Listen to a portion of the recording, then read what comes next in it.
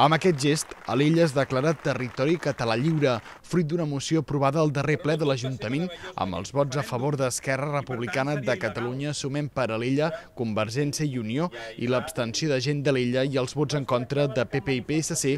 El municipi, a més de declarar-se territori català lliure, ha hissat una estelada a Can Lleonard. Els encarregats de col·locar l'estelada han estat el Vall de l'Allenc i la cap del grup municipal de Convergència i Unió. Volem fer visible a ulls de tot el món la nostra ferma i decidida voluntat de voler un estat propi per Catalunya. I no hi ha millor manera que fer visible, visualitzar, situar, fer onejar una bandera estelada en la Porta d'Alella, que és la masia de Can Lleonard.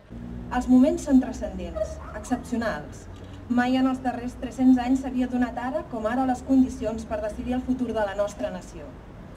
Mai com ara hem tingut a tocar la plenitud nacional.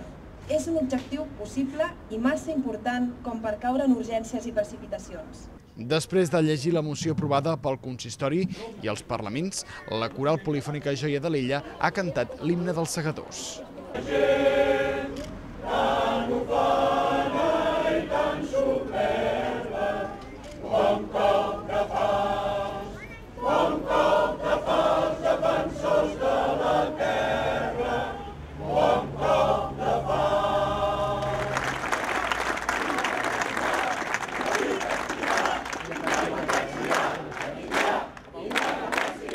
Per cloure l'acte s'ha ofert un refrigeri a les més de 200 persones que han seguit l'hissada de l'estelada.